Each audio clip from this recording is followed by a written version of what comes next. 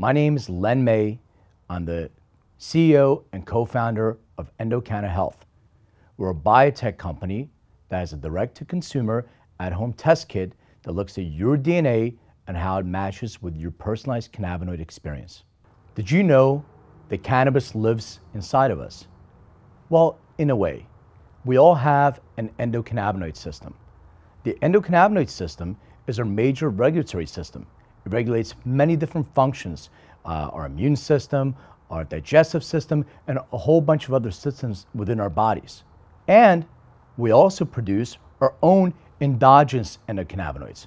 Those are called anandamide, which is the bliss hormone, 2-AG, and some other ones. So what happens? Well, what happens in our bodies is when we have a deficiency in our own natural producing endogenous endocannabinoids, our body communicates that to us.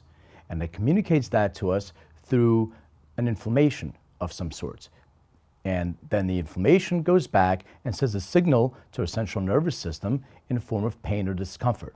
So then our body has to send healing properties to address that inflammation.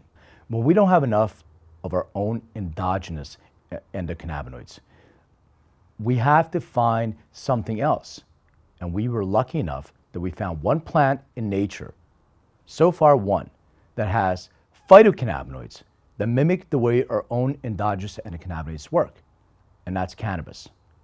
And the way it works is cannabis has phytocannabinoids called THC and CBD, among other ones, and those phytocannabinoids have receptor sites that we're also born with, those receptor sites, those endocannabinoids attached to those receptor sites. So the way that it works is when we have a deficiency in our own endogenous endocannabinoids, those phytocannabinoids are used to attach and create a more balanced state of our endocannabinoid system by producing those phytocannabinoids that attach to those receptors. So the CB1 receptors, they are bound to by THC, which is a psychogenic component and a phytocannabinoid that creates a psychotropic effect.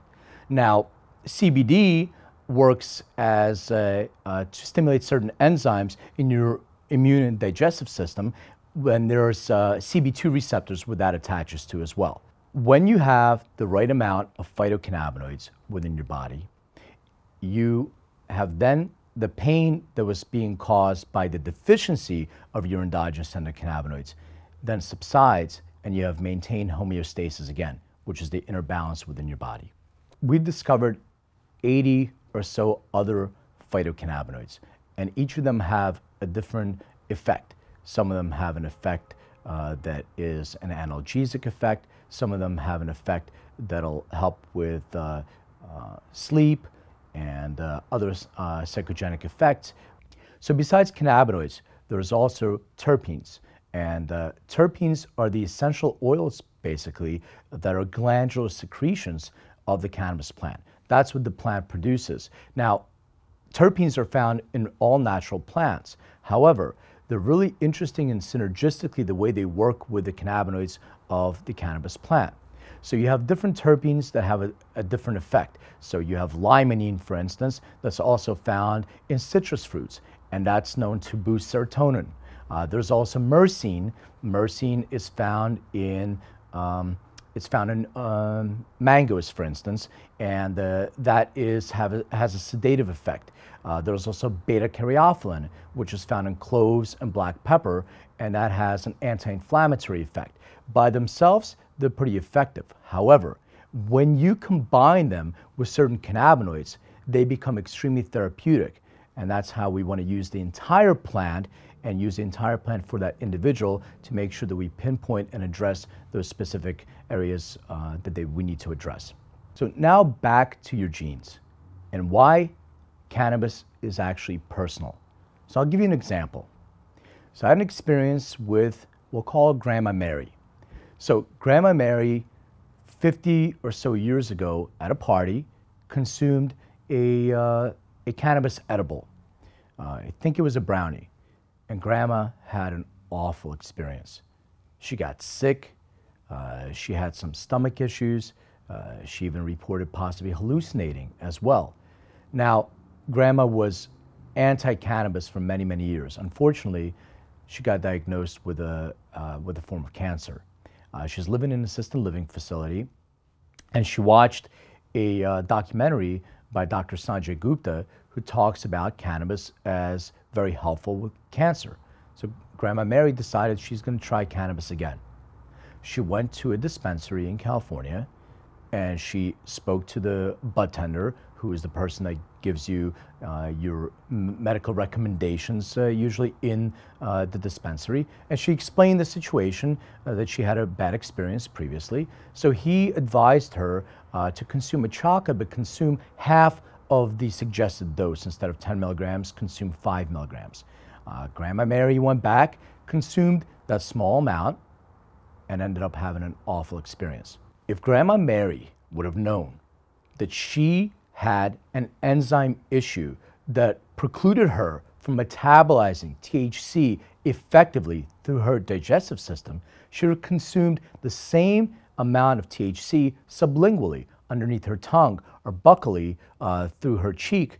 She would have bypassed her liver, and she would have bypassed her metabolism and would have had a really good therapeutic experience. So because Grandma had a negative experience, not only does she not believe in cannabis as a therapy, she also communicated that to the rest of the people in her assisted living facility. And that's an area that we can focus on. A personal experience with cannabis can actually play a big role in the overall stigma associated with cannabis. So another experience I had was with Jack. And Jack was an ex-military veteran, and Jack was experiencing PTSD. Jack was prescribed and recommended cannabis by his physician. Now, Jack was consuming his cannabis medicine, but was not having a very effective time with it. And the reason why, Jack had a variant in a couple of different genes, one of them being COMT, that exacerbated anxiety. And if Jack would have known this about himself, by taking a genetic test or something of that nature, he would have known that this is the type of cannabis that he needs to consume in order to mitigate the risk of him having a negative reaction and experiencing anxiety when he's consuming cannabis. So one of those areas could be titrating down on the amount of THC. That THC can lead to exacerbating anxiety. The other thing is, as I mentioned earlier, the terpene profile. So limonene can actually boost cortisol, and what will happen is the fight or flight is triggered much faster. There's more cortisol that's released into your bloodstream, and when that happens, that gene becomes exacerbated, and that person can experience more anxiety. So what will happen is, if Jack knows this about himself, he will titrate down on THC and replace the limonene dominant terpene profile with something like linalool. Linalool is also found in lavender. It's a very calming terpene, and if you have that combination, knowing that you have a genetic profile that gives you a propensity towards anxiety, you'll have a much better experience with cannabis, and you can address your PTSD much more effectively. So it actually is in your genes, and not the genes that I'm wearing, but the genes that are inside your body. 99.9% of your genetic makeup is identical to everybody else. That 0.1% is what makes all the difference in the world.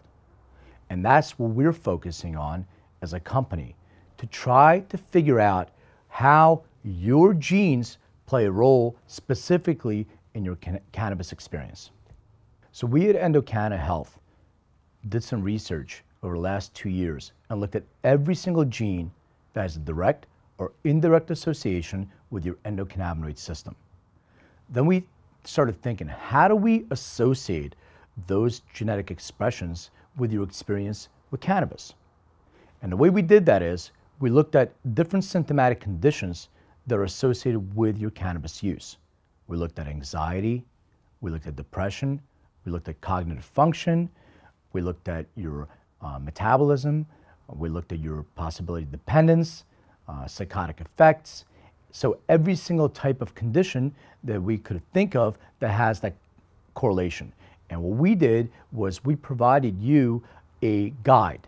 In order for us to successfully be able to do this, we need to come up with a vehicle.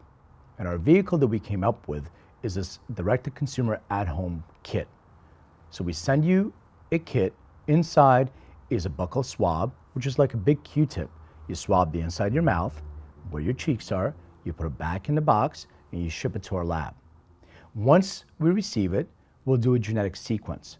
When we do a genetic sequence on you, we'll give you your own specific genotype as it relates to the different categories that I just mentioned previously. And in addition to that, we'll also show you a guide, a suggested wellness plan of how to mitigate the possible expression of some of these genes so we can give you a more optimal experience that becomes personal.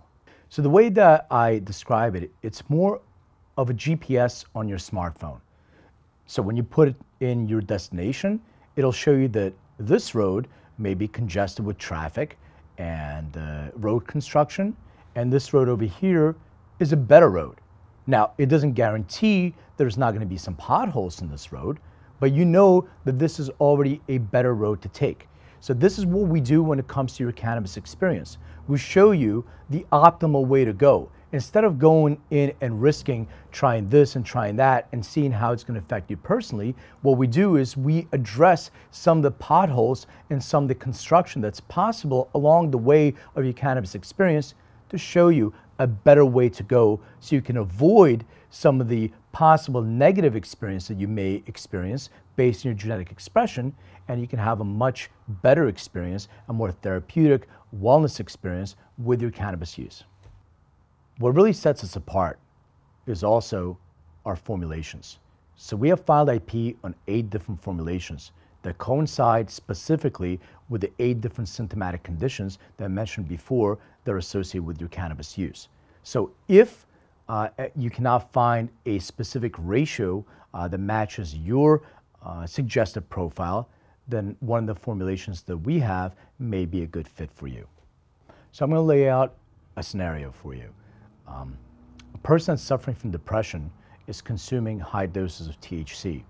Well, if that person has a polymorphism in AKT1 or COMT, which is a gene that's associated with some of the expression of depression or anxiety, depending where they are in the spectrum, and that person is consuming high dose of THC with different types of terpene profiles that can exacerbate their depression. And if they know this about themselves, what happens with THC can actually activate a lot of the brain functions. So you may be able to be going to sleep, but your brain is still active. So you're never hitting your REM theta state of sleep. So what you want to do is you want to maybe titrate down on your THC consumption and add other types of terpene profiles like limonene that will boost your serotonin production and will get you out of that depressive state. So these are the kind of ratios and specific formulations that we have available that coincide with your own personal genetic expression. So this is what happens when you receive your genetic sequence report. You get an email which will allow you to log into your secure portal. And I want to emphasize this, secure, because what we do is we anonymize your data. When you log into My DNA Live, your personal information resides on one server, your DNA resides on a different server. Your reports are dynamically built. So that's a secure, anonymized approach. The other thing that you will get is you'll get your personalized report based on all the symptomatic conditions that we have looked at and show you specifically what your DNA profile on those conditions are. So the one example that I wanted to focus on is FAAH. So this example shows you your gene, FAAH, your specific marker, which is your RSID, where it falls on the chromosome, and your genotype. Your genotype on this specific example is a homozygous genotype, which means you have the same exact genotype from both of your parents. So on this homozygous genotype, if a person possesses this, that means that they may have a greater chance to experience anxiety in a threatening situation. So an environmental factor can trigger that anxiety, which will help more cortisol flow into your bloodstream and can make you more anxious. The other thing is that certain cannabinoids can exacerbate that. So what we do is we show you why this is important. We also show you the specific assay, the trial, or the peer-reviewed study that is associated with that allele combination. But we take it a step further. We also show you a suggested ratio on mitigating the possible expression of that gene. We'll show you the terpene profile that you may want to consume instead of another terpene profile, and we'll show you a cannabinoid ratio that's more appropriate for you. The third thing is, on the suggested wellness plan part of it, we look at aggregating all of your genes that are specific to those conditions and give you a suggested ratio on each one of those symptomatic conditions. Where this becomes a powerful tool is that you're empowered to make your own informed decision, working either by yourself or with your healthcare professional. What I mean by that is pain. If you have a neuropathic pain issue and neuropathy, then THC is something that you need to use in order to for an analgesic effect, because it'll bind to your CB1 receptor. However, because you know your genetic expression and you're prone to anxiety while using high dose of THC, you now get to make an informed decision. Number one, an option can be to titrate down your THC level.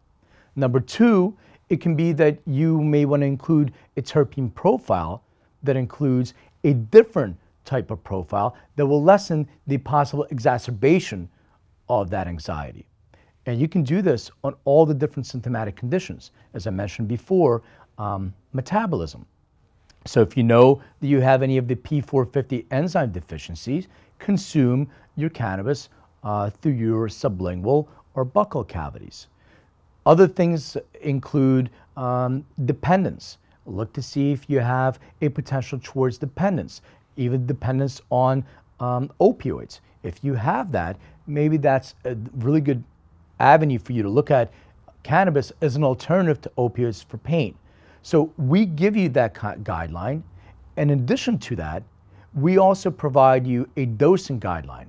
So we always defer to a manufacturer or a healthcare professional. But if you don't have that available to you, you may want to look at a dosing guide that shows you what to expect, what kind of ratio to consume, and also how to titrate effectively. So that's what you will get with your personalized dashboard and portal on My DNA Live. So who can use this? Well, just about anyone. Anyone that is interested in cannabis, whether it's a wellness product, whether you have a specific condition you're trying to address, whether you're just kind of curious and you're looking at it as a therapeutic product or something as a supplement. We try to take the guesswork out to provide you an experience that is more tailored to your own individual needs. So as you learn how cannabis can be effective towards you and to you and for you, you will start getting a more optimal experience with your cannabis use.